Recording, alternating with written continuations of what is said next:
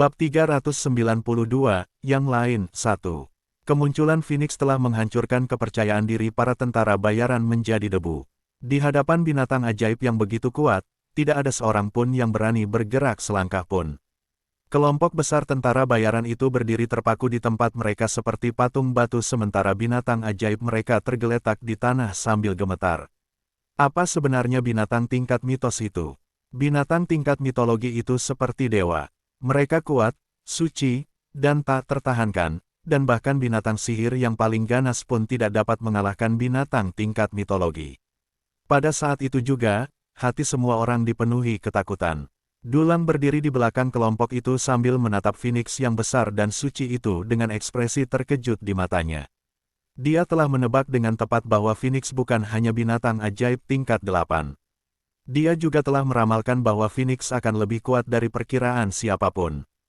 Tidak ada kata yang dapat menggambarkan keterkejutan yang dia rasakan saat menjadi makhluk rumor. Burung Phoenix diduga telah punah selama lebih dari beberapa abad, tetapi tampaknya ia muncul kembali di dunia sekali lagi untuk menimbulkan rasa takut di kalangan penghuninya. Huo Xiao benar, Dulang bergumam tak percaya saat mengingat apa yang dikatakan Shen Yan Xiao sebelum dia pergi. Pada saat itu, dia bersukacita. Dia merayakan kenyataan bahwa dia telah melihat kehebatan dari orang yang tampak biasa-biasa saja dan tidak menyia-nyiakan usahanya untuk mengundang pemuda itu ke dalam kelompok mereka. Jika bukan karena pengingat yang diberikan Shen Yan Xiao sebelum dia pergi, dia akan memimpin seluruh kelompoknya ke garis depan. Jika itu sampai terjadi, maka itu akan menjadi malapetaka yang membawa pada kehancuran mereka. Pemimpin, apakah itu Phoenix? Kulit keenam serigala lainnya berubah menjadi putih pucat. Mereka terkenal karena kekuatan dan keberanian mereka di Kota Hitam, tetapi mereka bahkan tidak bisa mengumpulkan sedikit pun keberanian di hadapan Phoenix. Dulang menggertakkan giginya dengan keras dan memberi perintah kepada mereka. Semuanya, ambil binatang ajaib kalian dan evakuasi dari area ini. Ada ketidaksesuaian dengan informasi misi, dan kita tidak boleh tinggal di sini lebih lama lagi. Saat Dulang mengeluarkan perintah itu, Phoenix mulai melampiaskan ketidakpuasannya terhadap manusia yang telah menyerbu wilayahnya. Gelombang api turun dari atas mereka, lalu menyebar ke bumi seperti hujan api. Setiap gumpalan api berukuran sebesar telapak tangan, dan langsung melahap siapapun yang disentuhnya. Pada saat itu, suara ratapan yang menyayat hati bergema di Gunung Kuluo. Beberapa tentara bayaran berhasil pulih dari keterkejutan mereka, dan mereka berusaha sekuat tenaga untuk melarikan diri. Namun, kemarahan Phoenix belum juga mereda. Ia mengepakkan sayapnya, dan lautan api menyapu bumi bagai badai. Teriakan mengerikan memenuhi udara. Bagaimana mungkin para tentara bayaran yang berhasil melarikan diri itu berani melawan binatang buas tingkat mistis itu? Mereka hanya bisa melarikan diri karena takut amukan Phoenix akan melahap mereka. Suhu di puncak Gunung Kuluo terus meningkat, dan suhu tersebut mulai memasak daging semua orang. Mereka berkeringat deras karena panas, tetapi mereka tidak peduli karena mereka harus melarikan diri dengan tergesa-gesa. Tak seorang pun dari mereka menyangka akan berhadapan dengan binatang tingkat mistis dalam misi membunuh binatang ajaib tingkat 8. Jika mereka tahu lebih awal, apakah mereka masih akan melebih-lebihkan kemampuan mereka dan melanjutkan misi untuk mencari kematian? Bab 393, yang lain, 2. Namun, penyesalan sebanyak apapun tidak dapat mengubah situasi.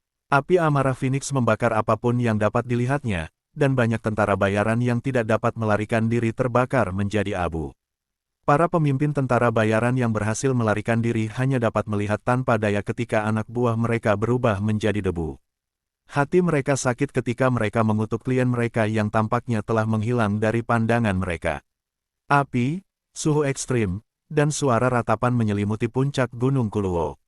Shen Yan Xiao bersembunyi di tempat tersembunyi, dan dia terkejut dengan malapetaka yang disebabkan oleh Phoenix.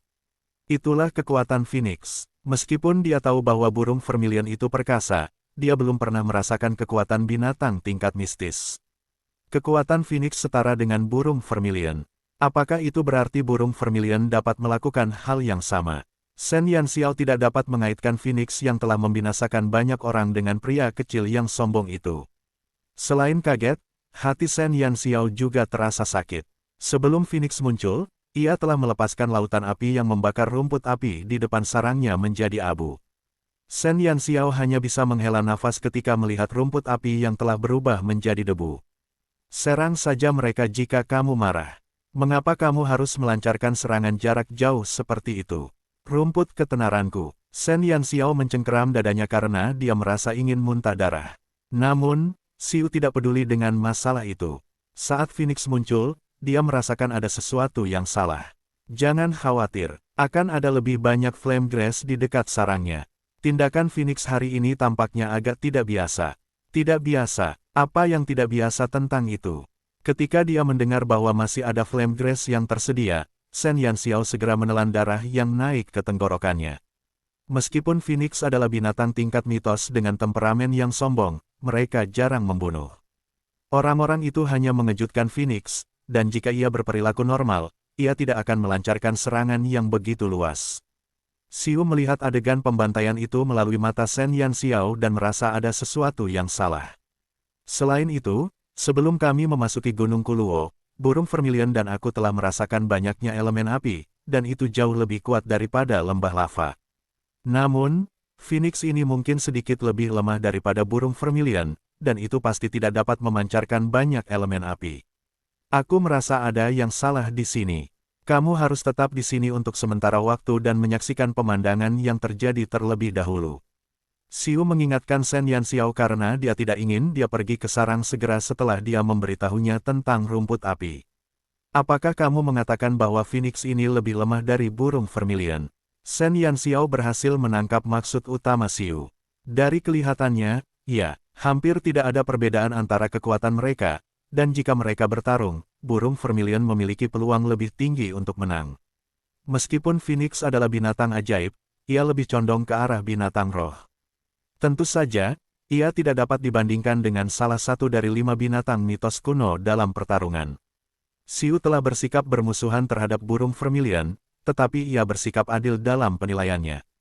Shen Yanxiao mengangkat alisnya. Dia tidak menyangka burung vermilion akan sekuat itu. Sepertinya dia telah meremehkannya selama ini.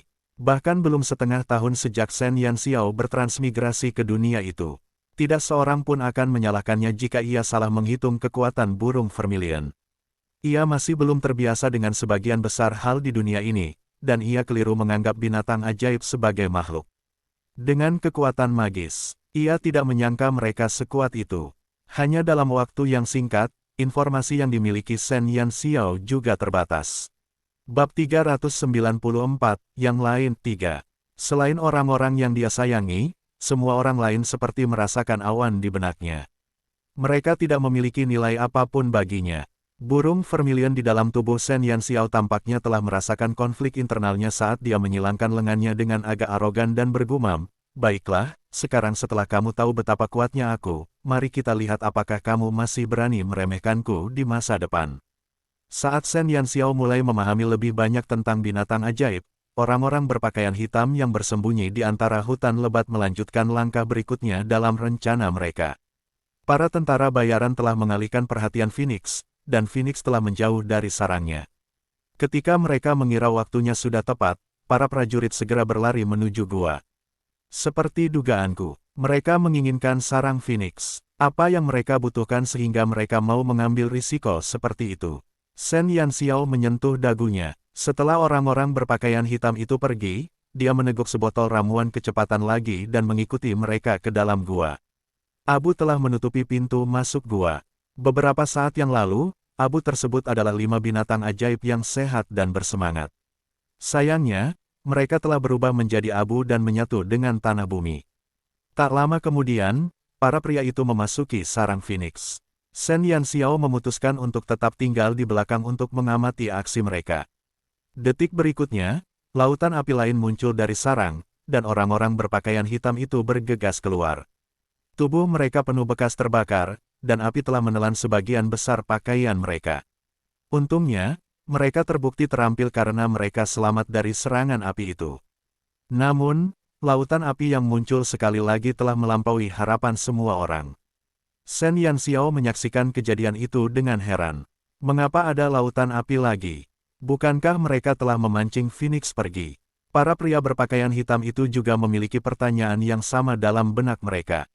Mereka telah berencana untuk menggunakan para tentara bayaran sebagai pengalih perhatian untuk memancing Phoenix menjauh dari sarangnya sehingga mereka dapat menyusup ke dalamnya.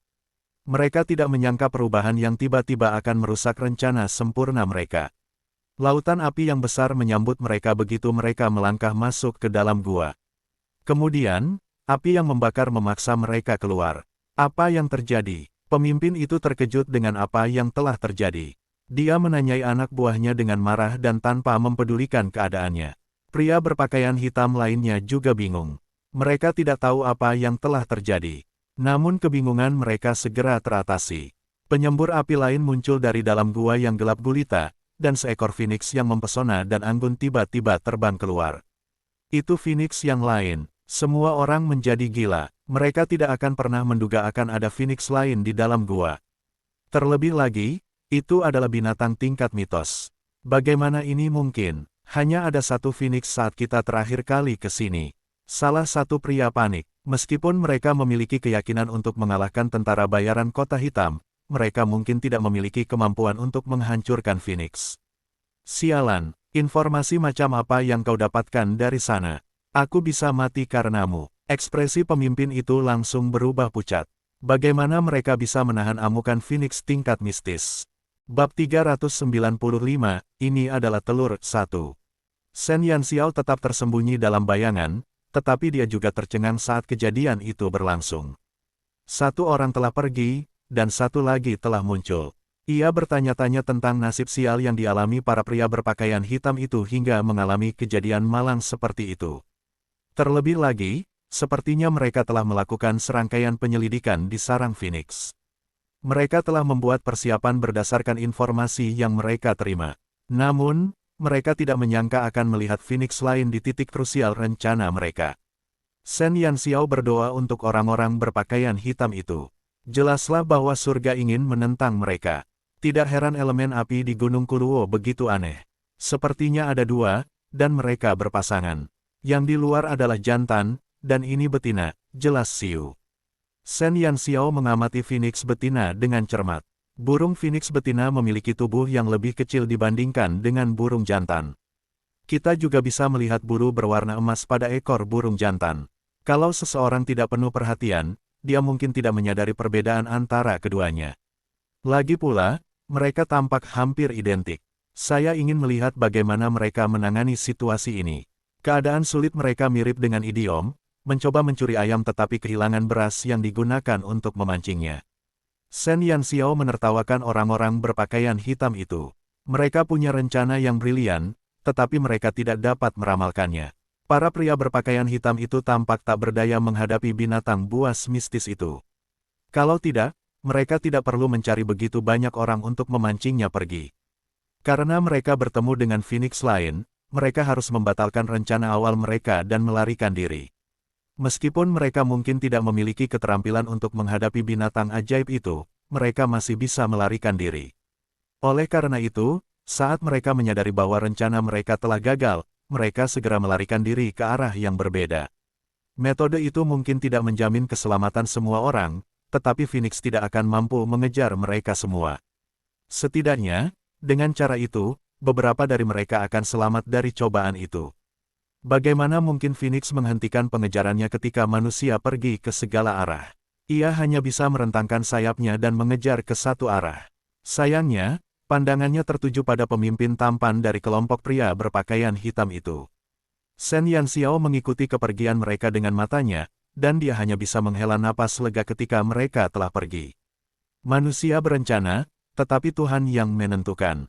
Mereka seharusnya lebih siap sebelumnya, tetapi mereka tidak menyangka perubahan seperti itu akan muncul begitu tiba-tiba. Meskipun kata-katanya penuh penyesalan, nada bicara pencuri kecil itu tidak mengandung sedikit pun rasa kasihan. Sebaliknya, dia terdengar seperti sedang bersukacita. Orang-orang itu bukanlah orang yang baik. Untuk mencapai tujuan mereka, mereka telah memutuskan untuk memanipulasi kehidupan 1000 tentara bayaran. Dari tindakan itu saja, kita sudah bisa menyimpulkan sifat mereka. Sudah waktunya baginya untuk bergerak, dan pikirannya kembali aktif. Sebelum melanjutkan rencananya, ia memutuskan untuk lebih siap, jadi ia memanggil burung vermilion. Selama ia memiliki burung vermilion, ia tidak perlu khawatir, bahkan jika ada Phoenix lain di dalam gua. Apakah kau membutuhkanku lagi? Burung vermilion menyilangkan lengannya dan mengangkat dagunya. Matanya menyipit dengan angkuh saat ia menatap tuannya, dan nadanya seperti orang yang menyimpan dendam. Shen Yanxiao tersenyum dan mengulurkan jari-jarinya untuk membelai bulu burung vermilion. Dengan nada membujuk, dia berkata, tentu saja. Burung vermilion milikku adalah binatang mitos kuno, jadi jelas, aku harus bergantung padamu di saat-saat genting. Bab 396, ini telur 2. Burung vermilion mendengus. Ia merasa kesal karena merasa dibelai seperti hewan peliharaan. Kenapa kau masih berdiri di sini? Masuklah kalau begitu. Burung vermilion berjalan menuju sarang Phoenix dengan arogan. Ia memutuskan untuk melampiaskan rasa frustrasinya kepada tuannya di sarang mereka. Kedua burung bodoh itu punya tempat tinggal yang lebih baik daripada dia, jadi dia memutuskan untuk menghancurkan tempat itu sebelum dia pergi. Shen Yanxiao terkekeh dan mengikuti burung vermilion ke sarang Phoenix. Sarang Phoenix tampak lebih besar dari luar daripada di dalam. Gua itu juga gelap gulita. Saat dia berjalan ke dalam gua, dia menemukan kristal merah berkilau tertanam di semua dinding. Kristal-kristal itu berukuran sebesar kepalan tangan, dan setidaknya ada 1000 kristal di dalam gua besar itu. Kristal-kristal merah itu terus-menerus memancarkan unsur api dari keempat arah. Mungkin itulah sebabnya seluruh gua dibanjiri dengan unsur api yang melimpah. Ketika dia merasakan elemen api yang mengelilinginya, burung vermilion itu meregang dengan nyaman, dan kekesalannya pun berkurang drastis. Bahkan langkah kakinya pun terasa lebih ringan. Gua besar itu tampaknya tidak berujung. Shen Yanxiao dan burung vermilion telah berjalan sekitar 3 hingga 4 menit, tetapi mereka belum juga mencapai ujungnya. Saat mereka menjelajahi gua lebih dalam, Shen Yanxiao merasakan peningkatan suhu hingga melebihi apa yang dapat ditanggung tubuh manusia. Dia tidak punya pilihan selain menggunakan sihir dan aura tempurnya untuk menjaga agar panasnya tetap terpisah. Mereka terus berjalan lebih jauh ke dalam gua ketika, tiba-tiba, sebuah cahaya menerangi gua yang gelap itu. Gua itu memiliki langit-langit yang lebar dan datar, dan keempat dindingnya serta tanahnya dipenuhi dengan kristal unsur api. Cahaya merah redup yang dipancarkan kristal itu telah menerangi tempat itu. Dua sarang besar tersusun berdampingan, dan tampak seperti milik kedua Phoenix itu. Namun, mereka tidak menyangka akan melihat sarang kecil di tengah-tengah kedua sarang besar itu. Sarang kecil itu hanya sebesar 3 telapak tangan manusia. Kemudian Shen Yanxiao menyadari bahwa sarang itu dibangun dengan rumput api yang telah dicarinya dengan susah payah. Meskipun ukurannya hanya sebesar telapak tangan, tampak seperti ribuan rumput api telah digunakan untuk membuatnya. Ia teringat betapa kerasnya usaha yang harus ia lakukan hanya untuk mendapatkan satu tangkai. Ia merasa ingin muntah darah saat menyadari bahwa Phoenix telah menggunakannya untuk sarang kecil itu. Sarang kecil dan rapuh itu tampak tidak mencolok di gua yang besar, tetapi Shen Yanxiao tidak dapat mengalihkan pandangannya darinya. Pandangannya terpaku pada telur merah seukuran telapak tangan yang berada di sana. Telur. Itu telur. Shen Yanxiao menatap telur merah terang itu dengan kaget. Dia hampir bisa merasakan aliran panas yang dipancarkan telur itu. Telur apa ini? Bibir Shen Yanxiao berkedut saat dia melihat telur merah yang menggemaskan itu. Namun, dia punya pikiran yang keterlaluan dalam benaknya. Ini telur Phoenix. Tidak heran kedua Phoenix itu begitu gelisah. Aku yakin ada orang lain yang ingin merebut anak mereka sebelumnya dan itu telah memancing keinginan mereka untuk melindungi. Itulah sebabnya reaksi mereka begitu ekstrim ketika mereka melihat sekelompok manusia. Xiu akhirnya mengerti alasan di balik perilaku aneh mereka. Bukan hanya manusia saja yang bisa merasakan kasih sayang keluarga. Bahkan binatang ajaib pun akan merawat keturunan mereka, apalagi binatang mistis yang memiliki kecerdasan yang sama dengan manusia. Beberapa dari mereka juga bisa berubah wujud menjadi manusia. Mereka pasti akan melakukan apa saja untuk membesarkan anak-anak mereka, dan masuk akal jika mereka akan membela anak itu jika seseorang mencoba menculik mereka.